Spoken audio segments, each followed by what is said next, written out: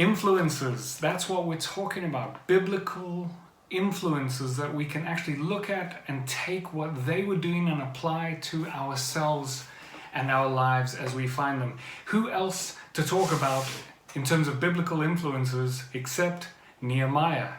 That's right, you weren't expecting that, but it doesn't matter. When we meet Nehemiah, he's not in Israel, he's not in Jerusalem, he is in Persia and he is cupbearer to their king. He hears about what's going on back at home, how the walls are destroyed, how the temple has been destroyed, and he weeps. Without the temple, where can people go to get their salvation from God? We know now that Jesus and the Holy Spirit are everywhere because of his sacrifice, but then the Israelites knew they had to go to the temple to bring the sacrifices. There's no temple, there's no salvation. And without a wall, Jerusalem cannot defend herself. So Nehemiah gets permission by God's grace to go back to Jerusalem.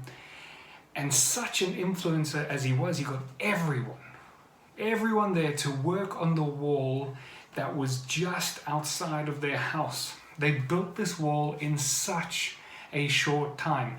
If you know how short of a time they built the wall in Jerusalem, post it down in the comments section. I dare you. Now I want to read something to you from Nehemiah chapter 4 and verse 17. These are men and women who were working on the wall. Those who carried burdens were loaded in such a way that each labored on the work with one hand and held his weapon with the other. They came across opposition wanting them to stop building the wall because Jerusalem was an easy target. If we do not work with God and we work from God and we work in the power of God, we will be overwhelmed. Nehemiah and his people weren't. What an influencer.